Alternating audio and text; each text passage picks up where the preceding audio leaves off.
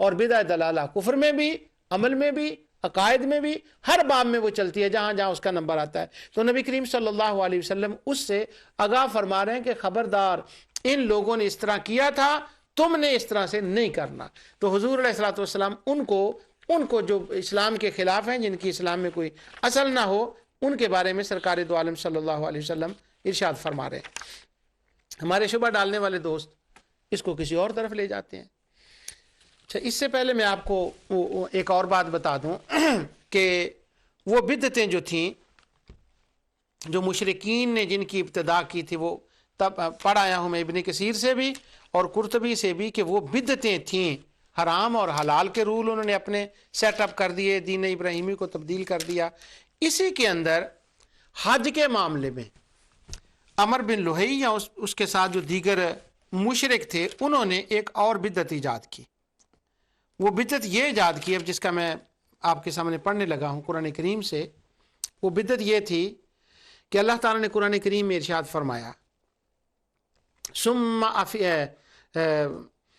لیس علیکم جناح ان تبتغوا فضلا من ربکم فاذا افضتم من عرفات فاذکروا اللہ عند المشعر الحرام واذکروہ کما ہداکم وان کنتم من قبلہ لمن الضالین۔ آج بدعتیں سن لیں، بدعت کہتے کس کو ہیں؟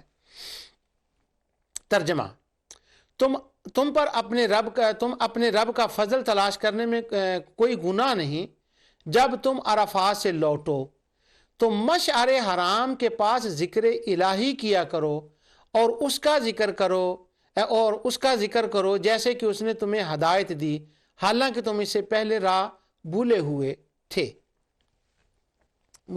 ہوا یہ کہ مشرکین نے ایک حج کے اندر یہ بدعت ایجاد کی کہ مشعر حرام، یہ جو ایک پہاڑ کا نام ہے، مینا کے اندر ہے، اس کے پاس وہ بیٹھ جاتے اور بیٹھ کر اپنے آباء و اجداد جو ان کے بڑے تھے، قبائل کے بڑے تھے، ان کی بہادریوں کا ذکر کرتے، اور بہادری بھی عجیب طریقے کی ہوتی۔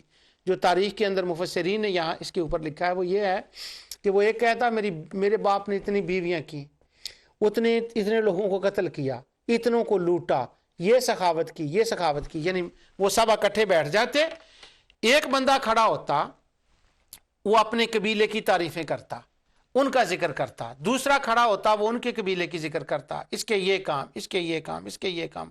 تو مشعر حرام جو پہاڑ ہے، اس کے قریب بیٹھ کر ان کی یہ میٹنگ ہوتی۔ لیکن سیدنا ابراہیم علیہ السلام اور اسماعیل علیہ السلام، اور جب تک دین ابراہیمی میں انہوں نے یہ بدعت ایجاد نہیں کی تھی، اس وقت کیا تھا؟ اسی مشعر حرام کے پاس بیٹھ کر خدا کا ذکر ہوتا، خدا کی نعمتوں کا ذکر ہوتا، توبہ استغفار ہوتی۔ انہوں نے آخر اس کو بدل دیا۔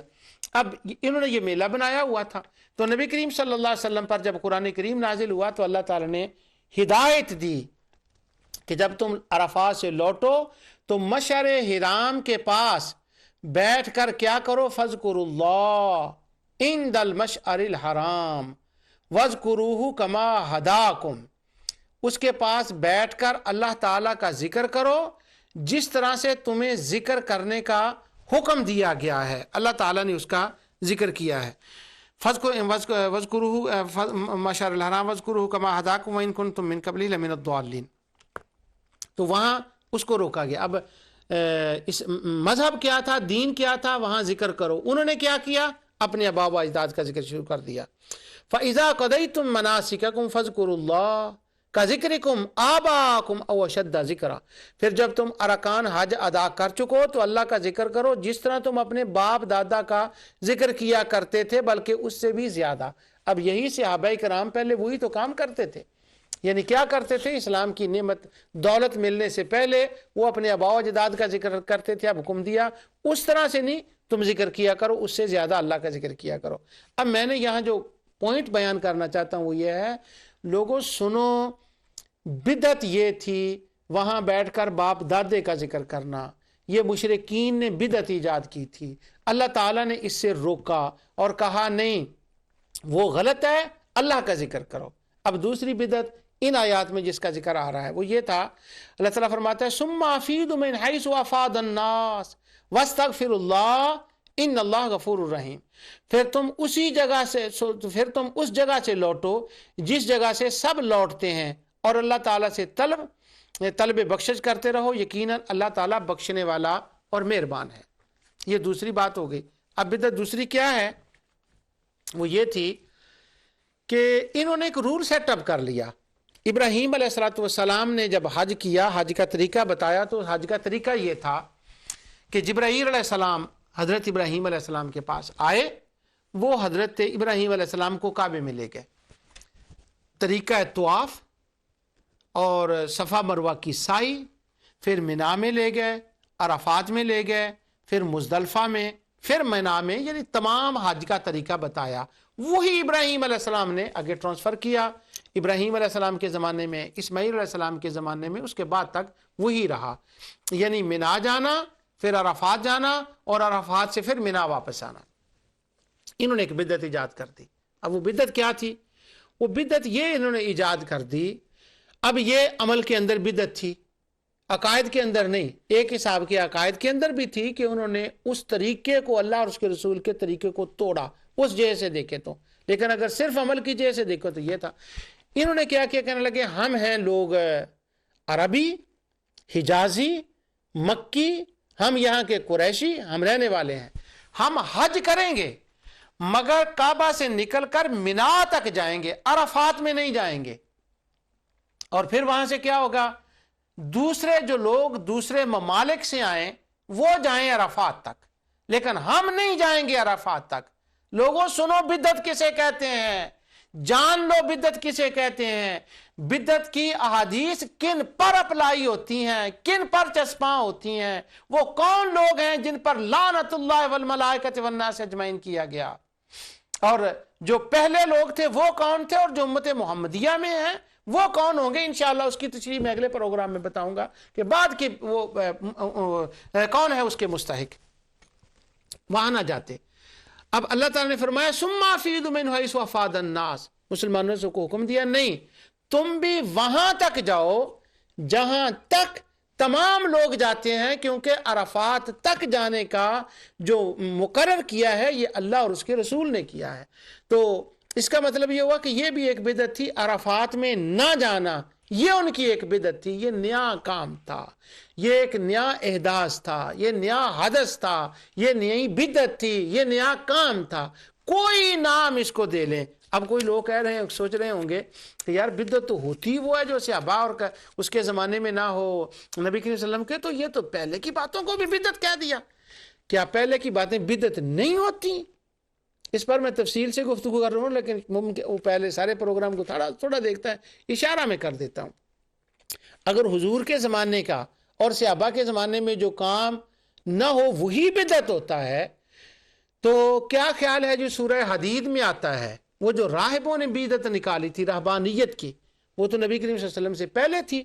اللہ تعالیٰ نے فرمایا وَرَهْبَانِيَّةً ابْتَدَعُوهَا، وہ رہبانیت کی بدعت جو انہوں نے نکالی تھی، مَا كَتَبْنَا عَلَيْهِمْ، میں نے ان کو نہیں کہا تھا، إِلَّا ابْتِغَاءَ رِضْوَانِ اللَّهِ، انہوں نے مجھے راضی کرنے کے لیے کیا تھا، فَآتَيْنَا الَّذِينَ آمَنُوا مِنْهُمْ أَجْرَهُمْ، جو اس پر اس کی ریکوائرمنٹ پر قائم رہے ان کو میں نے اجر دے دیا۔ اس پر میں نے تفصیلی بات کر دی۔ اس وقت سے میں یہ بیان کر رہا ہوں کہ اگر بدعت کا مطلب زمانہ صحابہ تک محدود ہے تو یہ بدعہ کا لفظ تو ان پر بھی آیا ہے جو راہب تھے، جو احبار تھے، انہوں نے جو رہبانیت کو ایجاد کیا تھا، اللہ تو اس کو بھی بدعت کہہ رہا ہے۔ اس کا مطلب ہوتا ہے لفظ بدعت کا کسی زمانے کے ساتھ مقید اس کو کر دینا، یہ اختراع ہے، یہ مخترع ہے، یہ محدث ہے، یہ بدعہ ہے، یہ نیا کام ہے، کیونکہ بدعت تو پہلے بھی تھی۔ اب وہ عرفات تک نہ جانا، صرف منا تک ٹھہرنا، یہ وہ عمر بن لوہی اور اس کے ساتھیوں کی وہ بدعت تھی، اللہ تعالیٰ نے اس کے روکا۔ اب یہ بدعت کا آپ کو مفہوم سمجھ آ گیا۔ یہاں میں وہ اگلی بات کرنے سے پہلے ایک اور بات آپ کو دلچسپ سناتا ہوں۔ یہاں جو ہے نا فَاذْكُرُوا اللَّهَ، میں نے ثُمَّ أَفِيضُوا مِنْ حَيْثُ أَفَاضَ النَّاسُ، اس آیت کی تفسیر میں حافظ ابن کثیر نے ایک بات لکھی ہے، وہ میں آپ کو بتا دوں اور دیکھیں کتنی دلچسپ اور محبت والی بات ہے۔ وہ یہ ہے کہ یہ جو مکی تھے، قریشی تھے، عربی تھے، حجازی یہاں کے لوگ تھے، خاص کر کے قریشی جو تھے انہوں نے یہ کر لیا تھا ہم نے عرفات تک جانا. تو حافظ ابن کثیر نے اقوال نقل کیے ہیں کہ کچھ لوگ جو بعد میں مسلمان ہوئے نبی کریم صلی اللہ علیہ وسلم پر ایمان لیے وہ رپورٹ کرتے ہیں, ان سب کی تفصیل وہاں لکھی ہوئی ہے. وہ کہتے ہیں ان میں سے ایک بندہ کہتا ہے میں جاہلیت کے زمانے میں حج کرنے کے لیے آیا, تو میں چونکہ باہر سے آیا تھا, اب میں نے مینا بھی جانا تھا اور عرفات بھی جانا تھا, تو قریشی تو سب عرفات میں رک گئے. تو میں جب عرفات میں پہنچا تو اس زمانہ جاہلیت میں نے محمد عربی صلی اللہ علیہ وسلم کو وقوف کرتے ہوئے عرفات میں دیکھا. حضور عرفات میں ہیں اس وقت. اللہ اکبر. یعنی بدعت کا کام تھا, بری بدعت کا کام تھا, مگر آقا کو اللہ نے محفوظ فرما لیا. سارے لوگ وقوف مینا تک کرتے, قریشی جو تھے اپنی بدعت پر عمل کرتے, مگر مصطفیٰ عرفات تک جاتے. اس وقت یہ آیت بھی ابھی نازل نہیں ہوئی تھی, مگر اللہ تعالیٰ نے حضور علیہ الصلوۃ والسلام کو وہ جو راز و نیاز کی وحی ہے نا, اس کے ذریعے بتا دیا تھا کہ ان کا حج اپنے ذام میں ان کے خیال میں یہاں تک ہو جاتا ہے, لیکن تیرا حج وہاں ہوگا جہاں تیرے دادا خلیل علیہ الصلوۃ والسلام کا ہوا تھا, جو میں نے مقرر کیا. تو حضور علیہ السلام اس زمانے میں بھی عرفات میں جاتے تھے. تو میرا کہنے کا مقصد یہ ہے کہ یہ بدعت جس کو کہا جا رہا ہے, جس کو کیا جا رہا ہے, وہ بدعت نہیں بنتی. بدعتیں یہ باتیں ہیں جو میں آپ کے سامنے آپ کو بتا رہا ہوں, اور جو وعیدیں آئی ہیں وہ اسی کے بارے میں ہے. پھر سن لیں مولانا سرفراز خان صفدر صاحب کی کتاب کا حوالہ. وہ کہتے ہیں کہ مفتی صاحب لکھتے ہیں کہ بدعت اور بدعتی پر جو سخت وعیدیں احادیث میں آئی ہیں, ان سے مراد بدعت اعتقادیہ ہی ہے. حدیث میں ہے کہ جس نے بدعتی کی تعظیم کی اس نے اسلام کے ڈانے میں مدد دی, یعنی بدعت اعتقادیہ کی. آگے مولانا سرفراز خان صاحب اپنا اوپینین لکھتے ہیں, کہتے ہیں بلا شک وعید شدید ایسی ہی بدعات پر وارد ہوئی ہے. کن بدعات پر؟ جو یہ ہیں. اس لیے محدثین نے جب بحث کی ہے کہ بدعت کیا ہوتی ہے, تو علماء نے یہ تفصیلات بیان کی ہیں کہ بدعت لفظ سے نہیں بھاگنا چاہیے, حدث لفظ سے نہیں بھاگنا چاہیے. اگر وہ اچھا ہے تو اچھا ہے, اگر وہ برا ہے تو وہ برا ہے.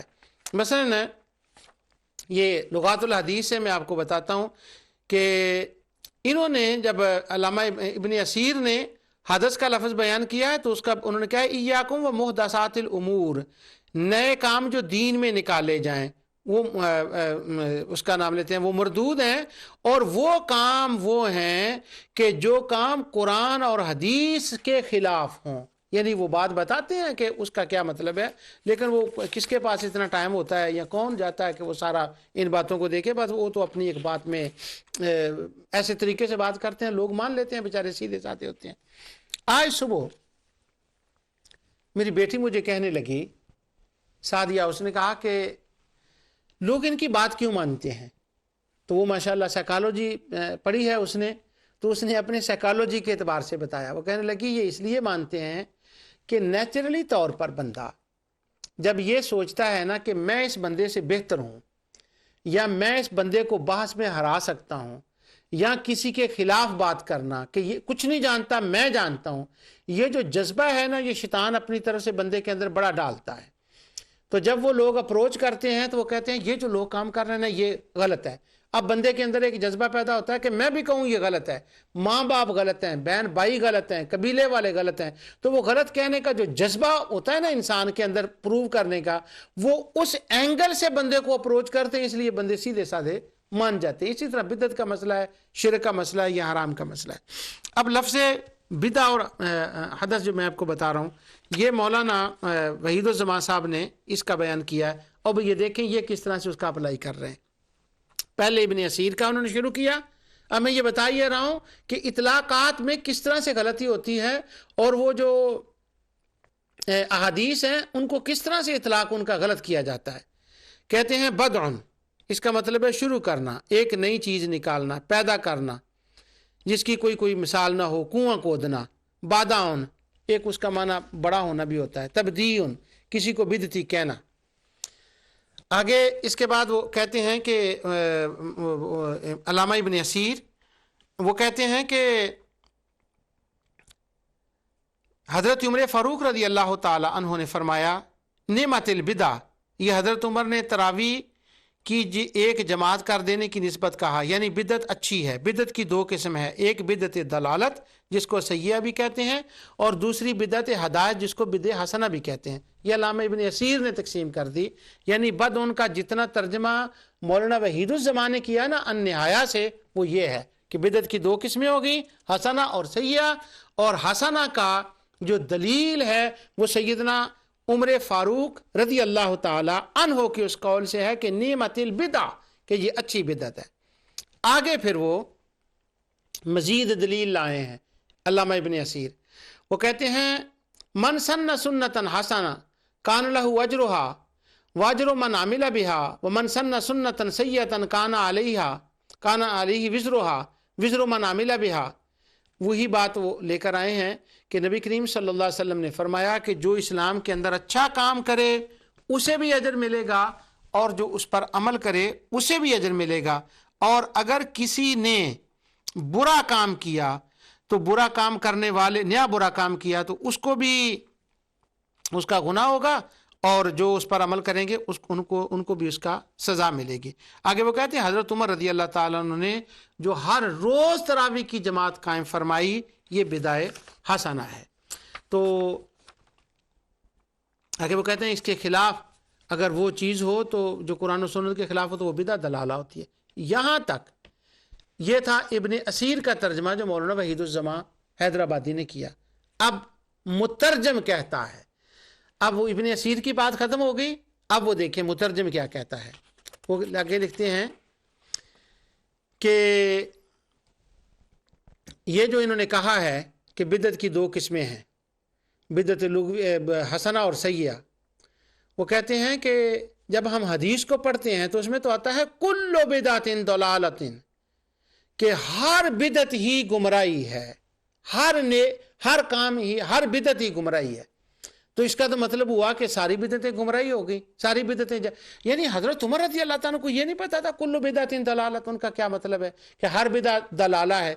असल में ये किसी हदीस नहीं है, ये हदीस का एक आखिरी टुकड़ा है, वो आगे चलकर मैं पढ़ूंगा, जिससे ये साहब इस्तेदलाल कर रहे हैं कि बिदत तो अच्छी होती कोई नहीं, उसका मैं आगे जाकर पढ़ूंगा। ये पूरी पीछे से हदीस आ रही है, हुजूर ने गिनवाया है कि ये काम बुरा, ये काम बुरा, ये काम बुरा, ये काम बुरा। जब ये गिनवाए तो आखिर में जाकर फरमाया कुल्लु बिदअतिन दलाला, ये तो सारे गुमराही के काम हैं। अब उन्होंने वो सारी हदीस को छोड़ दिया और एक टुकड़े को ले लिया। आगे फिर उसका वो बयान करने लगे कि बिदत किसे कहते हैं। कहते हैं कि जो बिदत ये है कि दीन में जो कोई नई बात बगर्ज स्वाब और अजर निकाली जाए, जिसकी दलील किताब व सुन्नत से ना हो और कुरान सलासा में उसकी नज़ीर ना मिले। जैसे कोई शख्स एक तरह की नमाज ईजाद कर दे। आगे वो कहते हैं जैसे सलातुर रगाइब, कि कोई बंदा एक ज़्यादा नफल पढ़े और उसका नाम ये रख दे, सलात गौसिया ये उसका नाम रख दे। कोई नफल पढ़ ले निसफ शाबान की रात वो पढ़ ले, तो ये सारी बिदत जो है ये बिदत सय्या है। नमाज आगे कहते हैं यहाँ अजान के बाद तस्वीब करे, यानी लोगों को बुलाए कि नमाज का वक़्त हो गया है, तो ये भी बिदत सय्या है। उन्होंने ये बात की। आगे वो कहते हैं नमाज के बाद कोई मुसाफा करे या मानका करे, ये भी बिदत सय्या है। अब वो कह रहे हैं कि बिदत सय्या वो है जिसकी कुरान और सुन्नत में कोई असल मौजूद ना हो। अब ये मिसालें दे रहे हैं कि वो कौन कौन सी बिदतें हैं। या मजलिस मिलाद करे, या वो उर्स करे, या चरागां करे, या वो 11वीं करे, या वो सौम करे, या वो 40वें का ख़त्म दुआए। सुभान अल्लाह। कहते हैं ये सारी बिदतें हैं। तो इन्हीं के बारे में हदीस में आता है कुल्लु बिदअतिन दलाला, के सारी बिदतें बिदत दलाला हैं और इनका करने वाला बंदा जहन्नमी है। सुभान अल्लाह। वो जो अहादीस हैं जिनका इतलाक उन पर होना चाहिए जिनके बारे में मैं आपको तफसील से बता चुका हूं, अब ये उनका इतलाक किस पर कर रहे हैं, इब्न असीर क्या कर रहे हैं और ये क्या लिख रहे हैं। असल में मसला ये है कि ہمارے جو شبہ ڈالنے والے دوست ہیں نا، انہوں نے ایک شرک کا خیال اپنے ذہن میں ڈال لیا کہ یہ شرک ہوتا ہے۔ اب قرآن کی جتنی رد شرک کی آیات ہیں انہوں نے اس کے اوپر ان کی تلاوت شروع کر دی۔ ان کے ذہن میں یہ آ گیا کہ چہلم کرنا یا میلاد کرنا یہ بدعت ہے۔ اب جتنی بدعت کی رد بدعت کی احادیث تھی، رد بدعت میں جو احادیث ہیں انہوں نے ساری اس کے اوپر چسپاں کر دی، جیسے کہ میں آپ کو پڑھ کر بتا رہا ہوں۔ اقتداء الصراط المستقیم کے اندر حافظ ابن تیمیہ نے ایسا ہی کیا، حافظ ابن قیم نے اسی طرح کیا، اعلام کے اندر محمد بن عبد الوہاب شیخ النجدی نے اسی طرح کیا، یہ ہے۔ اور وہ حافظ زبیر علی زئی صاحب نے جو ان کی کتاب میں اس کو پیش کر چکا ہوں، آگے میں پیش کروں گا، انہوں نے بھی اس کے اوپر ایسا ہی کیا۔ تو اس طرح سے بدعات جو اصل بدعتیں ہیں ان کو چھوڑ کر جو کام سرے سے بدعت بنتے نہیں، جو کام شرک بنتے نہیں، جو کام حرام بنتے نہیں، ان کو خواہ بنا کر اس کے اوپر جو ہے ان کا اطلاق کر دیا گیا۔ تو پھر میں یہ بات آپ کو واضح کر دوں، یہ مجھے کسی وجہ سے بار بار واضح کرنی پڑ رہی ہے کہ بدعت جو ہوتی ہے وہ اعتقاد میں بھی ہوتی ہے، عمل میں بھی ہوتی ہے، بعض بدعتیں گمراہ ہوتی ہیں، بعض کفریہ شرکیہ ہوتی ہیں، بعض مکروہ تحریمی ہوتی ہیں، بعض کبیح ہوتی ہیں، بعض نجائز ہوتی ہیں۔ کس درجے میں کسی نے کیا وہ اسی درجے میں اس کے بارے میں آئے گا، تو اسی درجے میں آئے گا۔ اس کی انشاءاللہ کچھ تفصیل میں نے آج بتائی ہے، کچھ آگے، اور کچھ انشاءاللہ آگے میں بتاتا ہوں آپ کے بعد کہ وہ نبی کریم صلی اللہ علیہ وسلم نے جو وعیدیں ہیں وہ کن کے بارے میں آئی ہیں۔ ابھی اس موضوع پر اگلا پروگرام بھی انشاءاللہ میں اسی پر کروں گا۔ اب ٹائم اختتام کو پہنچ رہا ہے، اس لیے وہ جو دوسری باتیں تھیں وہ میں نے نہیں اٹھائی، کتابیں وہیں میں نے چھوڑ دیں کیونکہ ٹائم آخری وقت میں پہنچ گیا ہے۔ اب کلام کا جو اصول اختتام ہے وہ میں اس بات پر کر رہا ہوں کہ وہ بدعات جو کفریہ شرکیہ حرمت میں ہوں وہ بری ہیں، ان کی مثالیں میں نے آپ کو دیں اور کچھ انشاءاللہ آگے دوں گا۔ اب میں آپ کو ایک بات سنانا چاہتا ہوں، وہ یہ، مولانا وحید زما صاحب نے لغات الحدیث کے نام سے یہ 4 جلدوں میں کتاب لکھی نہیں، کچھ اس کا حصہ جیسے میں نے آپ کو بتایا النہایہ سے لیا، علامہ ابن اسیر سے۔ اب انہوں نے اس کا ترجمہ کیا، اور بھی کئی کتابوں کا انہوں نے بڑے اچھے انہوں نے ترجمے کیے ہیں۔ اچھے سے مراد یہ کافی کتابوں کے، اب اچھے کیا کیے ہیں اس کی مثال میں آپ کو دیتا ہوں۔ ان کا ترجمہ کرنے کا کیوں انہوں نے ترجمہ کیا، ان کے ذہن میں کیا بات تھی، کیا انہوں نے اس کا ترجمہ جب سوچتے تھے کیوں ترجمہ کرنے والے کرتے ہیں؟ اس کا سبب یہ ہے کہ انہی کتابوں کے اندر جو عربی زبان میں تھیں بدعت کا مطلب کچھ اور لکھا تھا، تو انہوں نے جب ترجمہ کیا تو ترجمہ کرتے وقت اپنی طرف سے، جیسا میں نے ابھی یہ آپ کو پڑھ کر بتایا، ایک خاص طریقے سے اس کو ٹھونس دیا اس کے اندر۔ اب جب اردو پڑھنے والا پڑھے گا تو وہ یہ سمجھے گا کہ شاید یہی باتیں ہیں، یہی بدعتیں ہیں، تو انہوں نے اپنی باتیں داخل کرنے کے لیے اتنی محنت کی کہ پوری کتاب کا ترجمہ کیا اور ساتھ اس کی اپنا کچھ داخل کر دیا۔ اس طرح سے جو ترجمہ کرنے والے ہوتے ہیں، قرآن کریم کے بھی ایسے ترجمے کیے گئے کہ قرآن کریم کے ترجمے کے اندر نیت یہ تھی کہ میں نے یہ کام کرنا ہے کہ یہ ان کے ذام میں یہ بات ان کے مسلک کو تائید کرتی ہے، فلاں فلاں آیت کا یہ جملہ، تو انہوں نے پھر اس کا ترجمہ ہی اسی طرح کر دیا۔ اس طرح سے اہل علم کہتے ہیں ترجمہ بھی دیکھ کر پڑھا کرو، قرآن کریم کا ترجمہ، اسی طرح حدیث کا ترجمہ، اسی طرح کتب تفسیر کا ترجمہ۔ اب تفسیر کی ایک میں بات آپ کو بتاتا ہوں، یہ جنہوں نے کہا حافظ مولانا محمد جوناگڑھی، انہوں نے تفسیر ابن کثیر کا اردو میں ترجمہ کیا، تو میں کبھی کبھی اس کا تقابل کرتا رہتا ہوں جب ٹائم ہوتا ہے۔ اب میں 2 تقابل اس کے اس وقت بہت سے تقابل ہیں، 2 میں بتاتا ہوں آپ کو۔ ترجمہ کیا، مقصد کیا تھا کہ جہاں جہاں حق بات ہے، اہل سنت کی عقائد کی سپورٹ الحمدللہ ساری سپورٹ میں ہے، وہاں سے جو کچھ ہو سکتا ہے وہ کریں۔ اب 2 مقام میں آپ کو بتا دیتا ہوں۔ ایک یہ ہے کہ یا ایھا الذین آمنوا لا تسألوا عن اشیاء ان تبد لکم، جو سورہ مائدہ کی آیت ہے، اس کی تفسیر طبری کے اندر اور ابن کثیر کے اندر یہ لکھی ہے کہ نبی کریم صلی اللہ علیہ وسلم نے ایک دن سوال کیا۔ اصل میں سوال کی بھی ایک بیک گراؤنڈ تھی کہ منافقوں نے نبی کریم صلی اللہ علیہ وسلم کے علم غیب پر اعتراض کیے کہ اس کو کیا پتا ہے، اس کو تو یہ نہیں پتا کہ ہم اس کے سامنے آتے ہیں ہم سچے مسلمان ہیں کہ نہیں، تو یہ قیامت کی خبریں دے رہا ہے، نعوذ باللہ، اس کی تو اٹھنی گم ہوگی، اس کا پتہ نہیں۔ تو وہ ساری باتیں تھیں جو منافقوں نے آپ کے علم پر اعتراض کیے۔ تو حضور علیہ الصلوۃ والسلام جوش میں آ گئے، آپ نے کھڑے ہو کر فرمایا جو مجھ سے پوچھنا چاہتے ہو پوچھ لو، میں ہر بات کا جواب دوں گا۔ تو لوگوں نے سوال کیے، اور وہ سوال بھی غیب کے سوال تھے کہ میرا باپ کون ہے۔ اب کس کو کیا پتا کہ کسی کا باپ کون ہے، اس کو کیا پتا، ماں کے سوا کس کو پتا تھا اس زمانے میں، میرا باپ کون ہے؟ حضور نے اس کا جواب دے دیا۔ جب نبی کریم صلی اللہ علیہ وسلم سوال کے جواب دے بار بار فرماتے مجھ سے پوچھ لو، مجھ سے پوچھ لو، تو حضرت عمر فاروق رضی اللہ تعالیٰ عنہ کھڑے ہوئے، وہ ایسے تشہد کے سائٹ کی طرح بیٹھ گئے حضور کے پاس، اور انہوں نے نبی کریم صلی اللہ علیہ وسلم کے قدموں کو بوسہ دیا۔ تو جب قدموں کو بوسہ دیا تو کہنے لگے ہم اللہ پر راضی ہیں، اپنے دین پر راضی ہیں۔ تو انہوں نے بوسہ دیا نبی کریم صلی اللہ علیہ وسلم کے قدمین کو۔ اب محمد جوناگڑھی نے جب اس کا ترجمہ کیا ہے تو باقی سارا واقعہ لکھ دیا، مگر وہ جو قدموں کو بوسہ دینے والا تھا نا، وہ اپنی محنت کر کے ان الفاظ کا ترجمہ نہیں کیا۔ کیوں؟ ان کے ذہن میں یہ تھا کہ اس سے شرک پھیلے گا۔ اب آپ سمجھ رہے ہیں میں بات کیا کہنا چاہ رہا ہوں کہ ترجمہ کرنے کا مقصد کیا ہوتا ہے۔ اس لیے ہم کہتے ہیں کہ محض اردو ترجمے پر جو ہے نا وہ اکتفا نہیں کرنا چاہیے، تسلی نہیں کر لینی چاہیے۔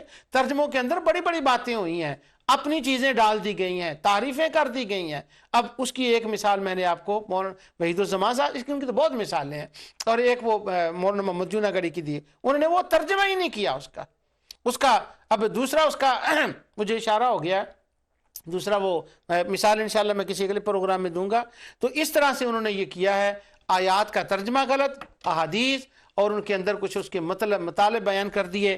اور یہ جو قرآن کریم کا ترجمہ میں آپ کے سامنے پیش کرتا رہتا ہوں، اس کا تو یہ ہے کہ اس کی تفسیر میں تو بہت کچھ ایسا کیا گیا ہے، ان کی گاہے بگاہے میں آپ کو بتاتا رہتا ہوں۔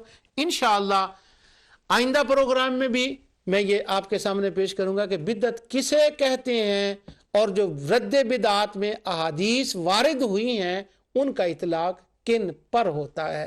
اور کچھ میں نے آپ کو بتا دیا، جو کچھ میں نے کہا اللہ تعالیٰ اسے قبول فرمائے۔ وما علیہ الا البلاغ۔